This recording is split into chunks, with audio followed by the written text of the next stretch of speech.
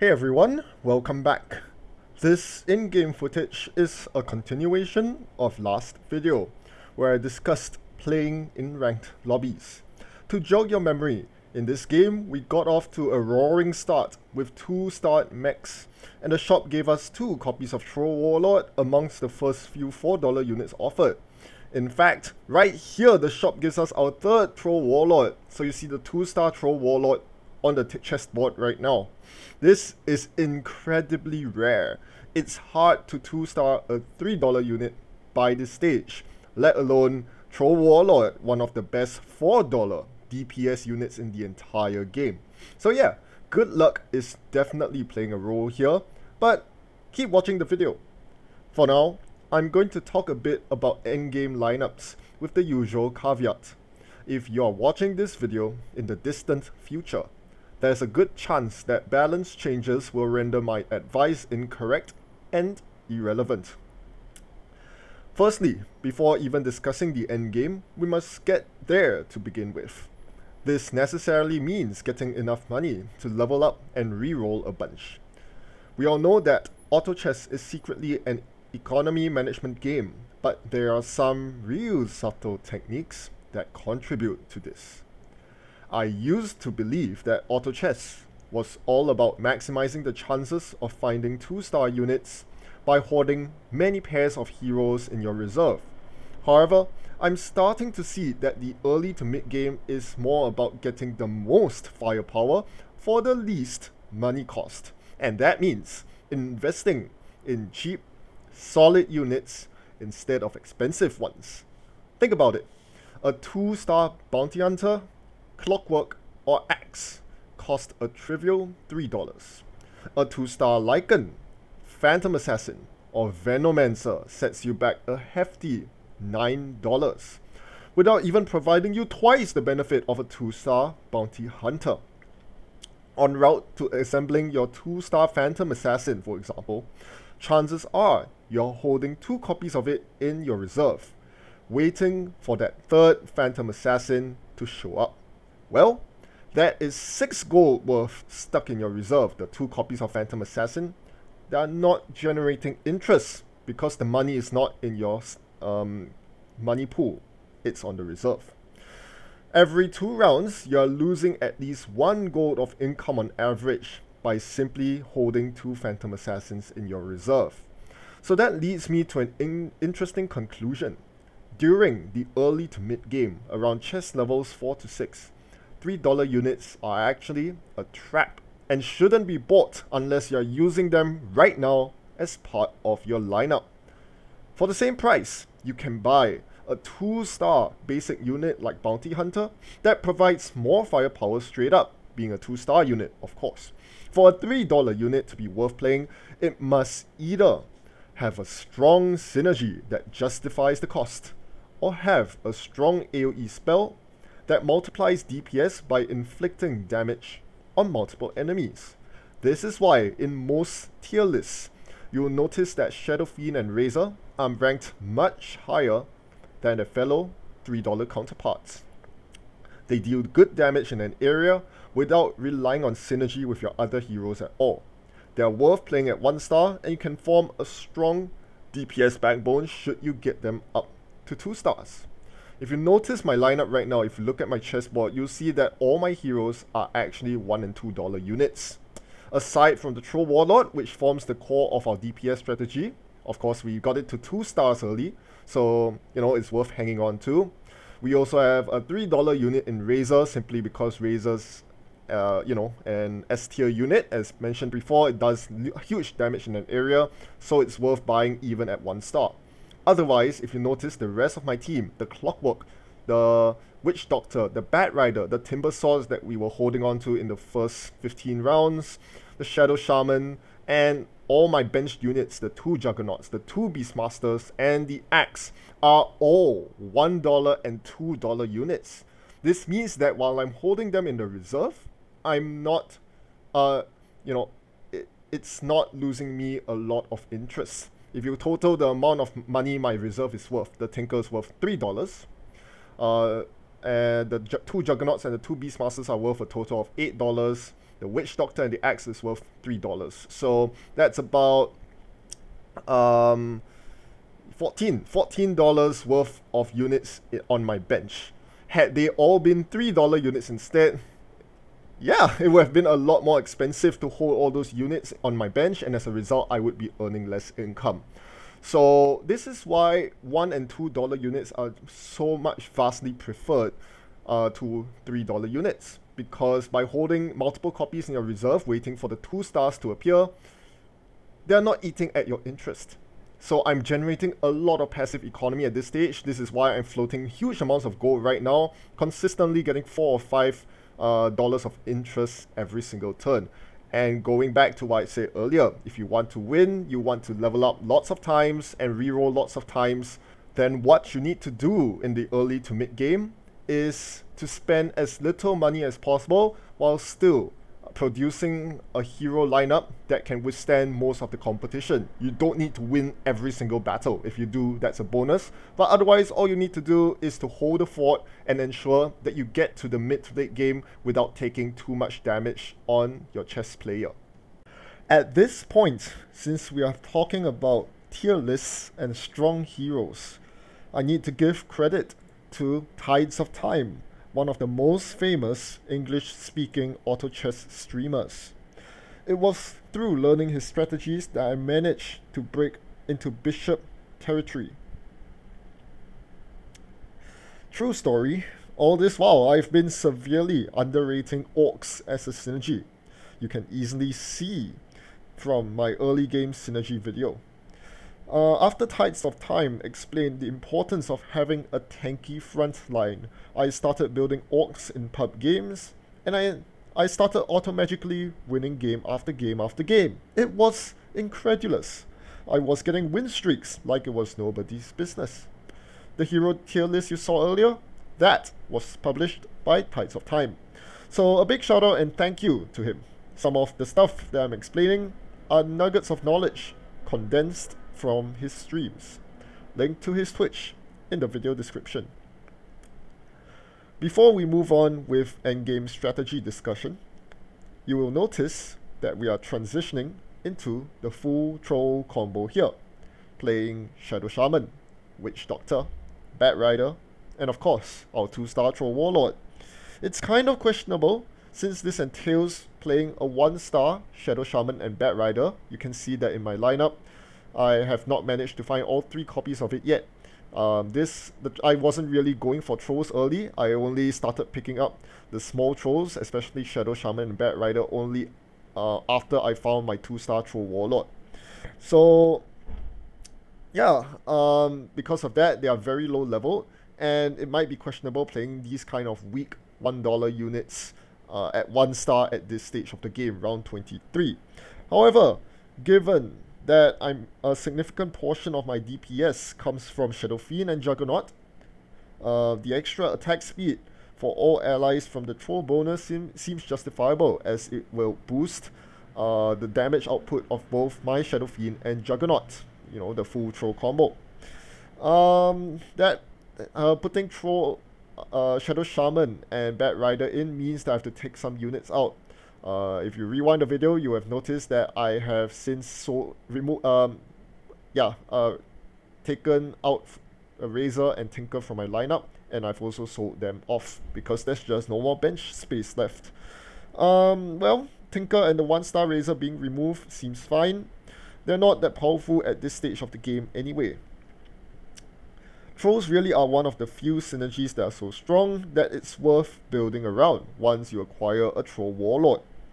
Doubly so when you get a 2-star, as I did, and that will dictate your endgame lineup. Now you'll notice that I'm still losing battles here, and that is to be expected. After all, with only the Troll synergy, I'm not going to get very far, especially considering that I'm running 2 lousy units as a result. However, I am definitely looking forward to having a tankier frontline. Typically, I would build trolls with orcs, and as you see this game, the only good orc that I have is the 2-star Juggernaut. My Beastmaster is only 1-star. I only have 2 copies of it on the table now. And the Axe, well, I just sold the Axe because I don't have enough bench space. So while my trolls are doing just fine, my front line is actually suffering because I just don't have enough tanky units in the front to soak up the damage from my opponent. They will get to my back line too quickly and kill off my troll before I can deal all the damage. Also, a quick side note, you will notice that I'm actually going for a 3-star Witch Doctor. The shop has been very kindly offering me many copies of Witch Doctor, and now I have 8 copies as a result. 2 2-stars and 2 1-stars. Just a single Witch Doctor will now would give me my 3-star Witch Doctor. So typically for 3-star units, you would only want to aim for the $1 and $2 units. Witch Doctor being a $2 unit means that it would cost me $18 to build a 3-star Witch Doctor, since you need 9 copies of that $2 unit. $3 and above, it's really difficult to form your 3-star, for the simple reason that not only is it expensive, meaning that a lot of your money is sitting on your bench, not generating you interest, but more importantly as well, it is very difficult to find 9 copies of the higher level heroes because there are fewer of those heroes in the hero pool, and they're just rarer to, in terms of rolling. So it's very typically you would really only aim for $1 and $2 units if you're looking for a 3-star. Here I finally find my Beastmaster, so that's a huge quality of life improvement, and I also find a 2-star Disruptor as well. So this is a huge deal because it means that I can now start playing all these orcs. It's not the full orc combo. I'm missing the axe. I haven't really been rolling axes, but that's fine. With 3 orcs each gaining 250 hit points from the orc bonus, that's a total of 750 extra HP from the orc synergy, and as a result, you know, my frontline survives. I just won this battle and it's doing very well. Since they're 2-star units, they are outputting a considerable amount of damage as well, multiplied by the troll bonus. So if you see a DPS charts, while Troll Warlord at 2-star is obviously carrying my team, the rest of the units are not doing too shabby either. Disruptor's AoE damage giving it the 2nd highest DPS on my team, and followed by, of course, Shadow Fiend's big AoE as well. But Beastmaster, Witch Doctor, and the 2-star Juggernaut not too far behind, doing good damage themselves as well. So this is what you want to achieve as a troll lineup. Thankfully, I haven't had to lose a lot of HP on my chess player in getting to this stage. And that's also a product of, you know, not going all in on trolls from the get-go, because as I mentioned in my troll video, yeah, if you start going for trolls in the early game, your lineup is super weak, your units don't have a lot of HP, and most likely you'll be losing a lot of rounds in the early game. Whereas in this game, by going for Troll Warlord first and then compensating for your weaker troll units later in the Shadow Shaman and Bat Rider, even though my Bat Rider and Shadow Shaman are still 1-star, I don't really need them to be 2-star yet, because the more important units are my damage dealers in Shadow Fiend and of course my Troll Warlord, and also my front line, right? Once I have a bunch of 2-star orcs, the game just gets a lot easier, especially with the Disruptor, who helps to suppress my opponent's big AoE skills themselves. Now let's talk about endgame lineups. When evaluating the power of an endgame lineup, one must always compare it to the baseline, a bunch of 2-star $5 units. It's no secret that the legendary heroes are powerful. They all have some way to deal damage in a large area, which is very relevant in the late game when the enemy has 10 heroes as well. Now, this also extends to other $3 to $4 units with similar effects. You can see how the Disruptor on my chessboard is doing massive work in dealing AoE damage and controlling my opponents with its disable, but other units such as Kunkka does do that as well. We'll call all these AoE heroes, area of effect for short. The thing is, whether you are currently pursuing an assassin, warrior, mage, or whatever build, you can always swap several heroes out for AoE heroes and call it a day. The chances of rolling these AoE heroes are fairly high when you are level 9 or 10. So, if a build isn't better than simply buying whatever AoE units the shop offers, that build is probably not strong enough to win you the game. It's as simple as that. To put things into perspective, consider the 6 mage lineup. Razor, Lich, Crystal Maiden, Keeper, Puck, Ogre. You could get a whopping minus 80 magic resistance with this combo, but you are playing with a bunch of dead weights. Puck and Ogre's DPS are pathetic late game. Imagine you swap them out for the classic Tidehunter Kunkka combo. Going down to the 3 mage combo from the 6 mage combo, you lose 30 magic resistance reduction, but that is compensated by the AoE damage you've just gained from Kunkka and Tidehunter. If you mouse over the tooltips, you realize that Kunkka's Bolt and Tidehunter's Ravage are magic damage as well. So they do get amplified by the mage synergy, even though Kunkka and Tidehunter themselves are not mages. Kunkka and Tide are also meteor. They have more hit points, so they serve as good frontline heroes, which is something that mages sorely lack. Finally, and most crucially, you gain crowd control through Tidehunter and Kunkka's stuns. So from my observation of pro players, as it turns out, most of the full synergies are hardly pursued. Here, by full synergy, I mean attaining the maximum benefit of a particular race or class. Simple reason being that with full synergies, you are forced to play the shittiest units in that race or class. Going for 6 mages, your lineup is dragged down by Lina or Ogre Magi. Doing 6 assassins, you are running squishy units like Slark and Sand King. I know, Slark has good survivability with its Shadow Dance ability, but only at 3 stars. At 1 or 2 stars, Slark is susceptible to being bursted down even before it can pull off its Shadow Dance. Most of the time, the shittiest units of a synergy are just simply not worth playing over a generically good $5 unit. The exceptions to this are the smaller synergies comprising 4 heroes or less. Demon Hunters and Dragons, for example, provide big boosts while not adding too much dead weight in the way of lousy heroes by virtue of them being small combos. In the case of Orcs and Shamans, every single hero in the synergy is strong enough to make the cut of your final lineup. With Trolls, as we are showcasing this game, you are running a completely garbage unit in Bat Rider, but as mentioned, the 4 Troll bonus is so strong and universally useful that it's worth it. A quick diversion back to the game, you'll notice that we have slowly but surely amassed 6 copies of Troll Warlord. This is what the shop has given us. So I find that it is actually worth it to play both 2-star trolls onto the chessboard.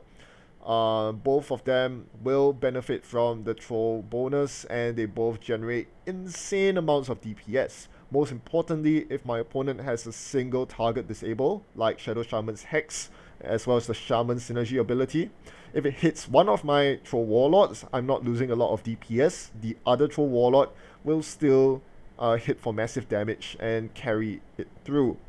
Now we are in round 36. Most of the competition has fallen by the wayside. It's down to a head-to-head. 1 versus 1 versus Sana. Interesting. We are both doing very well. Both have more than 50% HP. So we are both, not desperate at all to spend all our money. You'll notice that I still have a healthy chunk of gold left in my reserve.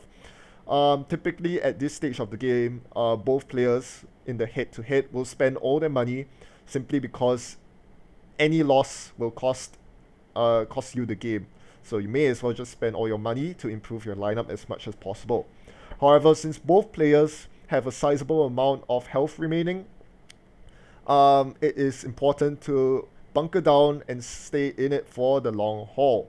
So this is why I'm still prioritizing economy. I need to have an economic advantage to last through the game. And this is why I'm actually also going for the 3-star troll, the fabled 3-star troll. It may not happen, right? As a $4 unit, it's really difficult to find 9 copies, but I've already found 6 copies. If the game lasts long enough, we might get there. So at this point, the head-to-head matchup seems fairly even. We are not winning against each other by more than a couple heroes margin. As such, I'm frantically re-rolling to improve my lineup, and sure enough, the shop is showing me a 7th copy of Troll Warlord. So the dream of a 3-star Troll Warlord is becoming increasingly real. And we go for it because, as I said, the game is going to last a couple more rounds at the very least, since both players have a sizable amount of HP. We might just see a 3-star Troll Warlord yet.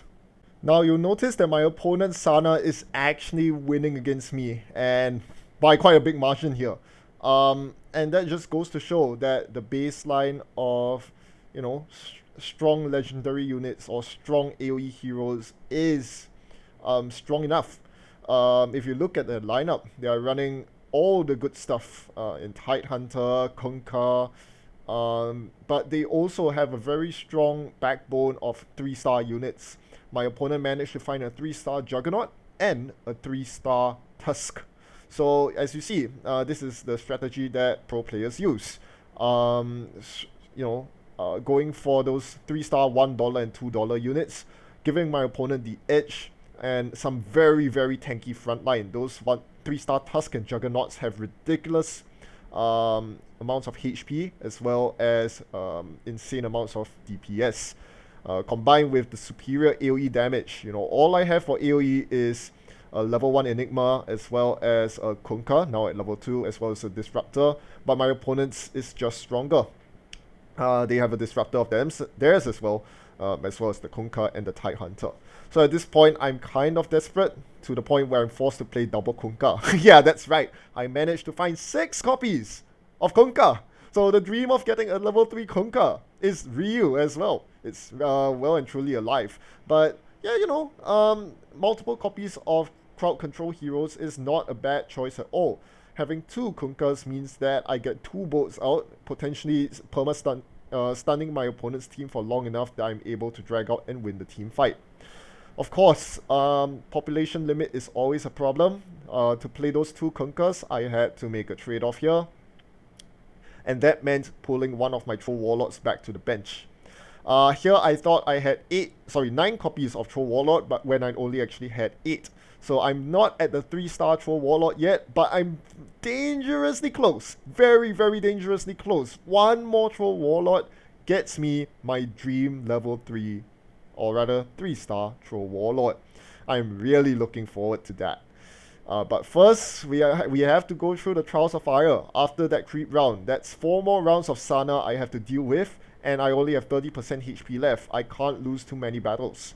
Thankfully, this one went in my favor. I won by a margin of 5 heroes, while my opponent also won me by a margin of 5 heroes. So Sana is not going anywhere just yet. A Tidehunter appears here, and I take it out, but I'm probably not going to use it in my lineup unless I find it at 2 stars. I also find a 7th copy of Kunkka, question mark. This is really interesting.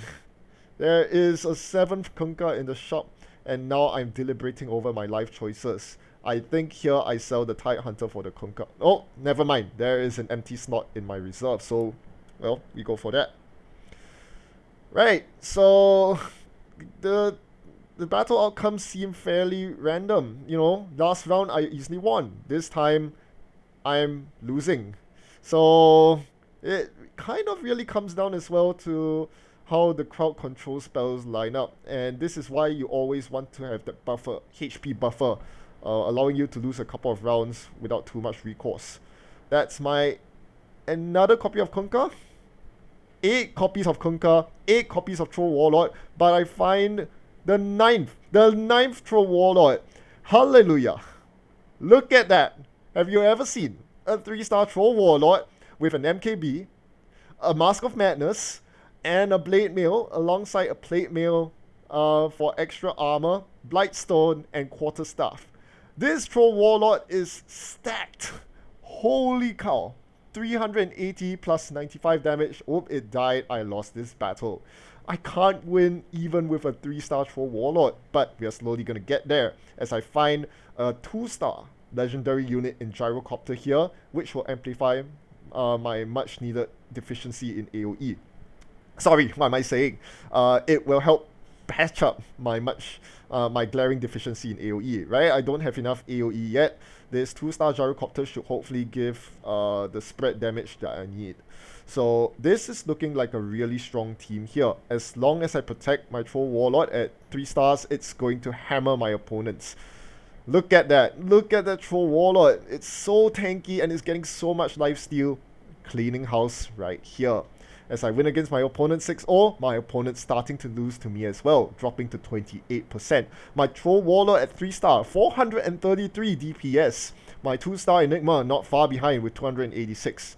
What am I saying? It's not even close. This Troll Warlord is... Holy cow, it's really not every day you get to see that, is it? Sadly here, I also managed to find my 3-star Kunkka. You'll notice it's wielding a very, very sweet purple blade there. I think that's a Shadow Blade. Ooh, yeah. And yeah, now you see the ever-fabled Year Beast. So this is one of the big upsides to playing the Troll Orc combo. Because you have the Shaman combo available to you, against single enemies like the Year Beast, the Roshan, and the Dragon, you can insta-hex off against these single creeps, which basically makes your battles an auto win. Alright, I find myself a Reaver, and that is extra HP that goes onto my Gyrocopter, I believe. Easy peasy. So, yeah, I have a super strong lineup here. Three 3-star units, I should say, in the Kunkka, the Troll Warlord, and of course, the Witch Doctor that I've had for quite some time. It really isn't every day you get to see a $4 3-star unit, let alone 2, right? This game has just gone really, really lucky for me. Again, I have to repeat, this is not your typical game. This is why I mentioned at the start of the first video that this is the most epic game I've ever had. It really is blown out of proportions here. Both of us have some insane 3-star units. Mine slightly more insane than my opponent's, but they're holding on very well. I won by a margin of 2, Sana won by a margin of 4. This is pretty insane. It seems like we might be going to Roshan here. And now I think we are at the point where we are starting... Yeah, I think both players at this point have all their units at 2-star right now, or 3-star. And now we are all aiming for the next 3-star unit. You also notice that my opponent also has a level 2 Troll Warlord. So yes, this is super rare. I mean, there are very few Troll Warlords left in the pool. The fact that I managed to find 9 copies of it, even after my opponent has hogged 3 copies of it, is a big deal. Right, my Troll Warlord going to town, but it dies. The Gyrocopter ulti comes out, but ooh, I take 6 damage here, going down to 9 HP. This is dangerous. In the meantime, as we work our way towards Roshan, let's finish talking about endgame strategies. Having 6 knights is also a notable exception to the rule of thumb of not completing a full synergy. This is because the maximum knight bonus makes your units nigh invincible. With the other synergies, such as Warlock and Warrior, however, most people simply go for the smaller benefit as an incidental bonus to running the strongest units in the game. What do I mean? Well, for example, if you have a 2-star Shadow Fiend, as I do this game, I'm just 2 Warlocks away from granting it complementary lifesteal. And I can even pick from the best Warlocks from those remaining. Of course, Witch Doctor is one of them since it's part of the Troll combo, but I also picked another strong Warlock in Enigma, right? It's a legendary unit. Running Orcs as your front line as I'm doing here, with Axe and Juggernaut, toss in 1 more Warrior and they all get the 7 armor bonus. Oh look, there's an S-tier Warrior in Kunkka. How perfect for our lineup, and that's exactly what I did here. By playing these generically good units, you know, those incidental synergies does just coincidentally come together and give you the bonus. So by going for the smaller bonuses, I managed to maintain high unit quality, allowing me to win battles more easily, as you are seeing me doing right here. That's not to say that the 9 Warrior or 6 Warlock strategy is bad. In fact, all synergies are good in their own right. The main takeaway point here is to keep an open mind and remain flexible. Sometimes multiple half synergies are better than 1 full synergy, and sometimes you simply need a couple of slots dedicated to AoE crowd control to round up your team and make it more well balanced. Alright, we are preparing for the legendary round 50 here. That's Roshan. Right, here we go. Oh look, Roshan is hexed. Damage, damage. Level 3 Troll Warlock just pumping in the damage. Enigma doing percent-based damage. Oh look, Roshan's hexed again because I have a Shadow Shaman. It's dead. I barely took any damage. That's amazing. I got a Demon Edge. Guess who the Demon Edge is going on? My Troll Warlock 6 slotted. I don't think I have space for that one on Troll Warlord. That's a bit of a pity, but never mind. We'll always find someone else for to hold it. In this case, the Gyrocopter with its amazing sub 1 second base attack speed. Now we keep re-rolling here. At this point, I'm just looking for $5 units because it's highly unlikely that I'm going to find 3-star units given how much time I have left in this game. You'll see here we are into round 51. Oof.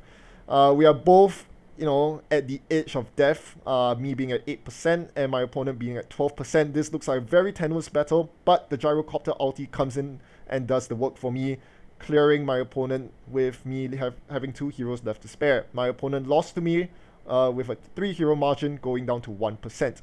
We are also slowly draining, experiencing HP drain. After round 50, we start losing a small percentage of our HP every round.